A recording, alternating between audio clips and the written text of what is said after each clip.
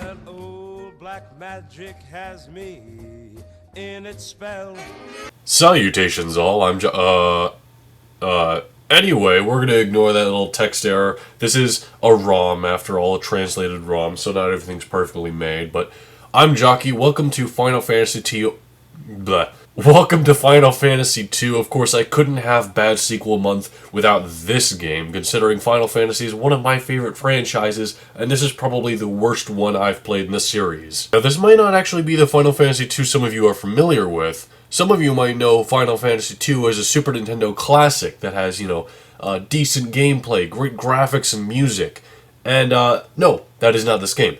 This game is a Famicom Japanese-only RPG that only ever saw translation in Final Fantasy Origins for the PlayStation 1, or, for example, I think there was like a DS version or something. But there's actually no official translated version of this game in this 8-bit form, so I'm having to use a fan translation right now. And you might wonder, Final Fantasy 1 came out, Final Fantasy 2 came out, Final Fantasy 3 came out. The Final Fantasy 2 on Super Nintendo that you may know of, that's Final Fantasy 4.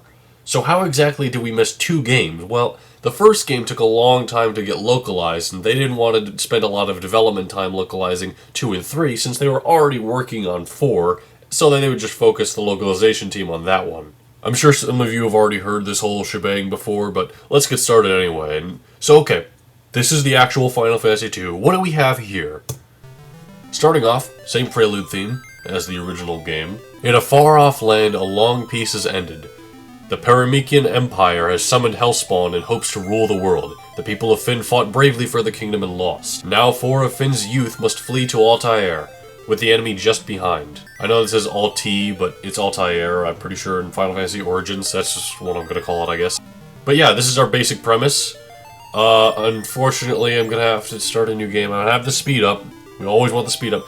And this game, actually, unlike the original, has actual named official characters. This is why we can't edit the characters at all, at least not right now. As you can see, the main character here, Furion, is just this standard dude right here. Can't really edit his appearance in any sort of way. This next character here is Leon, I'm pretty sure. This here is Maria. And this last character here is Guy.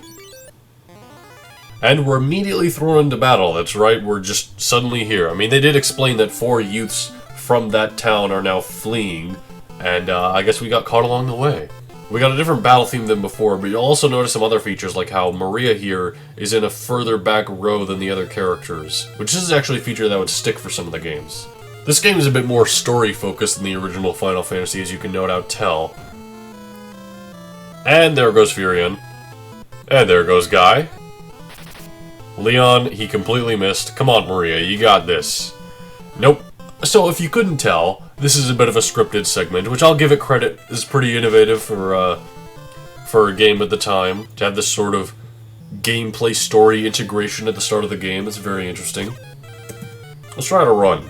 Didn't matter, she's dead. So, we all died, but we managed to recover thanks to these two here. Hilda says, "Will he survive?" Yes. It'll not be long before he regains consciousness. He has a strong life force.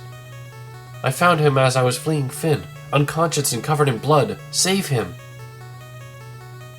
I've amplified his life force. Let's let him be for now. You're right. We should get going. Everyone's waiting for us at the meeting. If the Empire completes their warship at Bofsk, pretty sure that's supposed to be just Bosk, we'll stand no chance against them. So those two leave. Where am I? The others. Leon! Maria! Guy! Furion, you're alive!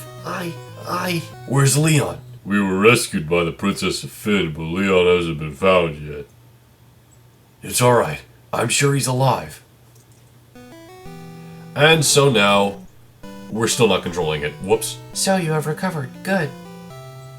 Princess, please let us fight with your rebel army against the Empire. Settle down. In your current state, you'd only be throwing your lives away. We've got nothing else to live for. Our family, our homes, gone. Well, you may stay here in Altair if you wish. Remember the Wild Rose. It is the crest of Fynn, And the secret password of our rebel army. I'm suddenly reminded of Fire Emblem Three Houses. Our password is Wild Rose, don't forget it. This is a new mechanic in the game where you have to learn keywords, these ones located here. And sometimes saying those words to other characters will get you new dialogue. Your destiny will be intertwined with mine. I can feel it. First, head towards Finn. What do you think about Wild Rose? I see you're using the password. Try saying it to others too. Alright.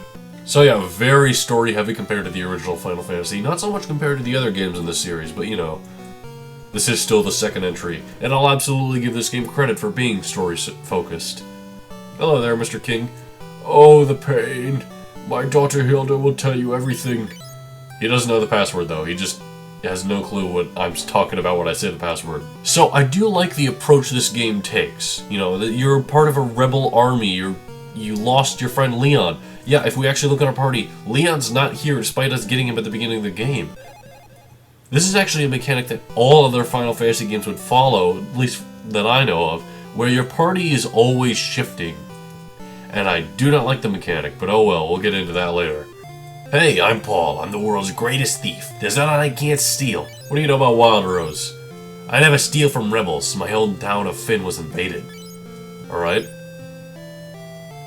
Who is this gentleman right here? My name's Gordon, late Prince of Kashyyyk. Now I'm just a lowly coward. My clan fled from Kashyyyk, but my brother Scott was captured by the Empire. I'm having to do a lot of voices for this, aren't I? I'm not going to remember any of these by the next recording session. Here's immediately one change I don't really like. The place to restore your lives. It's free now, but the building doesn't have a heart over it or anything. It's just an unmarked random house. And this is where you'll come back to life, just like you would at the hospitals in the original Final Fantasy. All the trademark buildings are here. We got the white magic store, the black magic store, the weapons store, all that stuff. We do already have some weapons, as you can see. So we don't need to worry about immediately buying a bunch of weapons and then heading out. By the way, my bad saying there were two magic stores. There's just one here. Fire, Bolt, Ice, and Cure. Let's go ahead and buy Fire, which it doesn't tell us to immediately give it to someone. We just have it in our inventory now, and we use it on someone to teach it to them. Which, you know, it's not that bad. It's just a weird mechanic they introduce. We now have exactly 0 money, so we need to go out and do some grinding. Already. Apologies for my voice being off by a little bit, by the way. I'm kind of sick right now. Been working like crazy, and it's, you know, it's something. There goes that Hornet. Got 18 gold, and you'll notice we didn't get any experience points when we finished that battle. All that happened was Maria's stats increased because she got hit that battle. Here's the thing in this game. Our stats level up individually. As you can see, all of our weapons have their own level. So the more you use a weapon, the more it'll get experience and eventually level up. Same with magic, same with MP, same with health. Every stat in this game you have to level up manually and individually, and it takes a long time. This here is probably the worst thing about Final Fantasy II. One of the reasons this mechanic doesn't work all that well is because it's very abusable. For example, we are using magic, so this, in turn, will make our magic level up. But, if we also hit ourselves with the magic, that'll also make our health points go up. So, if we just hit ourselves with magic, I think you see where this is going. I hurt myself today. So after finishing that battle, Fearing got his MP and HP up, Maria got her HP up, Guy got his Vitality and HP up. So yeah, that is how we increase our stats in this game, and it is very taxing and very long to do. The other annoying thing is that we used Fire 2 times, and now it is increased by 5. So we need to get that to 99, so it's going to be quite a while before we can get our next best fire spell. And not to mention, as your fire spell levels up, the fire spells stack, meaning once you get Fire 2, you only have Fire 2. You don't have Fire 1 anymore, and Fire 2 takes more MP to use, meaning you need to have more MP, meaning you needed to be meaning you need to have been using your magic spells in battle. If it's Cure and you just want to use it outside of battle, that doesn't really work, because it's not going to be getting your MP up. It's only going to be increasing the level of the spell itself, because those are separate things. Very confusing and very not fun, I would say.